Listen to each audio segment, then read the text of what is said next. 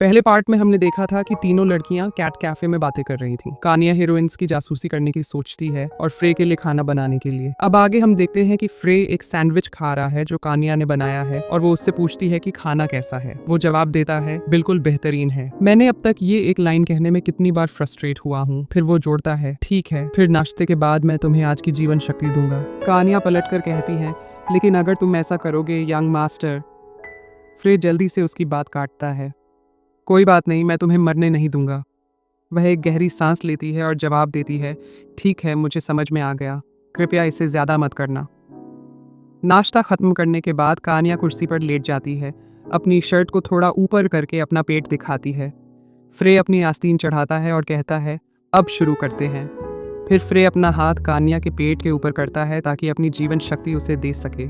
उसे दर्द में दांत पीसते हुए देखा जा सकता है, जैसे ही उसके मुंह से खून बहने लगता है। कानिया मन ही मन सोचती है, जैसे उम्मीद थी कि पेनल्टी उसके शरीर पर असर डाल रही है। अचानक कानिया को अपने पेट में तेज दर्द महसूस होती है। वो उसे पकड़ लेती है और कहती है, मेरे पेट में दर्द हो रहा है। फ्रेड चौंक कर जल्दी से माफ़ी मांगता है, मुझे माफ़ करो। उसे लगता है कि ये माना और कानिया का ब्लैक जादू मिल गया है। कानिया उसे चेतावनी देती है, ये खतरनाक है अगर तुम इसे सोखने की कोशिश करोगे। लेकिन बिना हिचकिचाए फ्रे अपने हाथ को उसके पेट पर रखता है और ऊर्जा को सोखने लगता है। उसके हाथ पर नसें उभर आती हैं और वो दर्द सहते हुए संघर्ष करता है। कानिया जल्दी से कहती हैं, यंग मास्टर, कृपया रुक जाओ, मैं ठीक हूँ। वो रुक जाता है। अपनी सांस को संभालते हुए उसने जवाब दिया, ये तो काफ़ी जल्दी हो गया। कानिया कुछ देखती है और चिल्लाती है, यंग मास्टर, आपका बायां हाथ। जब फ्रे अपना बायां हाथ उठाता है तो उसे एक बड़ा घाव दिखाई देता है। हल्का मुस्कुराते हुए वह कहता है, आह, थोड़ा दर्द हो रहा है, लेकिन कोई बात नहीं, ये मेरा डोमिनेंट हाथ नहीं है, इसलिए कोई बड़ी समस्या नहीं होगी। कानिया गिल्ट से भरी हुई नज़र हटाती है और कहती है, लेकिन इसे ठीक करना मुश्किल होगा। वह इसे टालते हुए जवाब देता है, तुम बस नाटक कर रही हो, सब कुछ ठीक हो जाएगा जब यह खत्म हो जाएगा। कानिया को अब और भी ज्यादा गिल्ट महसूस होती है यह जानकर कि फ्रे उसके कारण घायल हुआ। फ्रे कहता है कि स्कूल का समय लगभग हो गया है, जल्दी चलो। कानिया जवाब देती है, यास यंग मास्टर। दृश्य कक्षा में बदलता है, जहां शिक्षक सभी को बताते हैं कि मध्यकालीन परीक्षा में एक एक के साथ मुकाबला होगा। फ्रे सोचता है कि मेरी हालत बहुत खराब है, लेकिन मैंने अब तक अकादमी में जो अंक कमाए हैं उससे अपने लक्ष्यों को हासिल कर लिया है। मैंने सभी कौशल और आइटम प्राप्त कर लिए हैं। अब मैं मुख्य मिशन पर ध्यान केंद्रित कर सकता हूँ।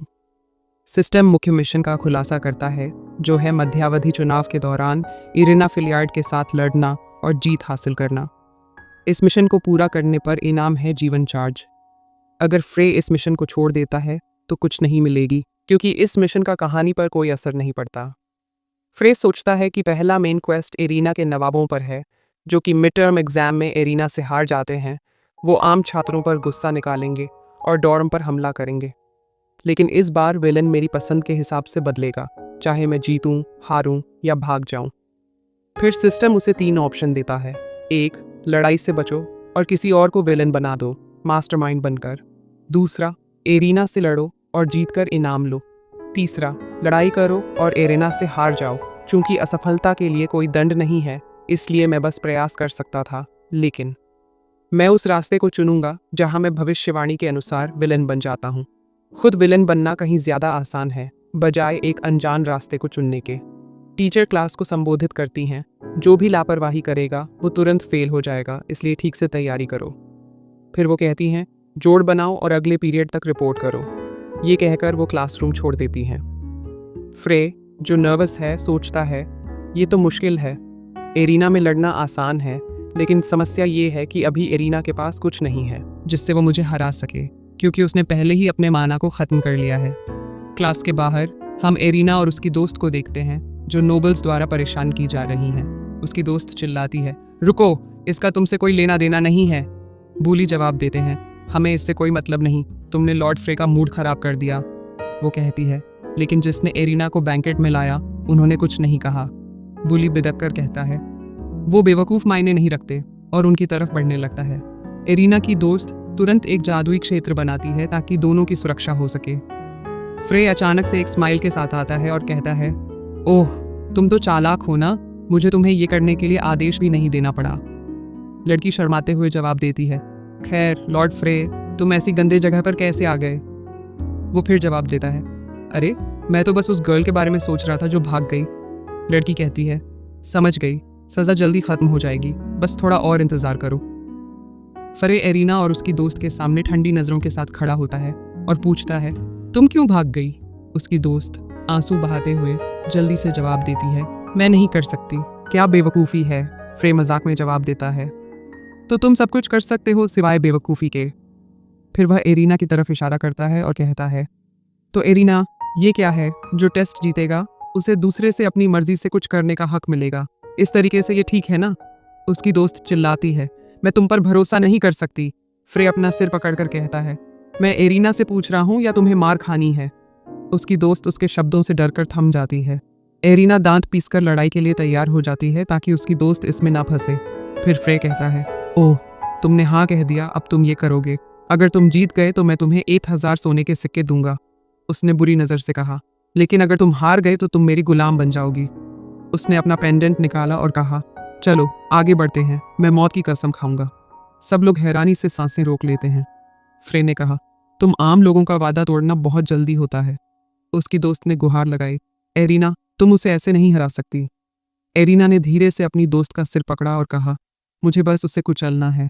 उसने अपना पेंडेंट उठाया और जब दोनों पेंडेंट पास लाए गए तो खोपड़ी के पेंडेंट खुलते हैं और चेनें निकलती हैं जो एरिना और फ्रे के दिलों को छूती हैं, ये दर्शाते हुए कि मौत की कसम पूरी हो गई है। फ्रे मुस्कुराते हुए अपना पेंडेंट पकड़ता है और कहता है, क्या तुम जानती हो अगर तुम कसम तोड़ती हो तो क्या होता है? अगर तुम समझती हो तो अपने लिए एक ताबूत तैयार कर लेना। सुनहरे बालों वाली नोबल लड़की शर्माती है और सोचती है, हालांकि यह जीवन और मौत की कसम है। फ्रे तो एक पल भी नहीं हिचकिचा रहा, वो सच में एक मर्द है, जैसा कि उम्मीद थी, वो खास है। फिर फ्रे नोबल लोगों की तरफ मुड़ता है और कहता है, ओह हाँ, मैं तो लगभग भूल ही गया था, अब से इन लोगों पर दोबारा हाथ मत उठाना। वे सभी जल्दी से जवाब देते हैं, समझ गए, हम सब कुछ लॉर्ड फ्रे को सौंप देंगे। फ्रे ने कहा, मैं दूसरों का इस्तेमाल करना नहीं चाहता, इसलिए तुम इसे पूरा करोगे। जैसे ही फ्रे चला जाता है वो अंदर से सोचता है, मैंने एरिना के साथ सफलतापूर्वक जोड़ी बना ली है और परेशान करने वाली मक्खियों से निपट लिया है। अब समस्या ये है कि मुझे उसे हारना होगा जब वो माना की कमी से जूझ रही है। जानबूझकर हारना आसान नहीं होगा। एक सिस्टम नोटिफिकेशन आता है जो बताता है कि फ्रे ने एरिना के साथ जोड़ी बनाने के लिए 500 अंक प्राप्त किए हैं। एक और नोटिफिकेशन आता है जो बताता है कि स्किल स्टोर खुल गया है। तो वो एक स्किल देखता है जिसका नाम है माना ट्रांसफ़र, जो यूज़र को फिजिकल कांटेक्ट के जरिए किसी टारगेट को माना ट्रांसफ़र करने की अनुमति देती है। हालांकि यह चेतावनी देती है कि बार बार इस्तेमाल करने से माना कम हो सकता है और बेहोशी आ सकती है। फिर फ्रे कहता है कि अब इस स्किल का इस्तेमाल करके मैं एरिना को थोड़ा माना दे सकता हूँ।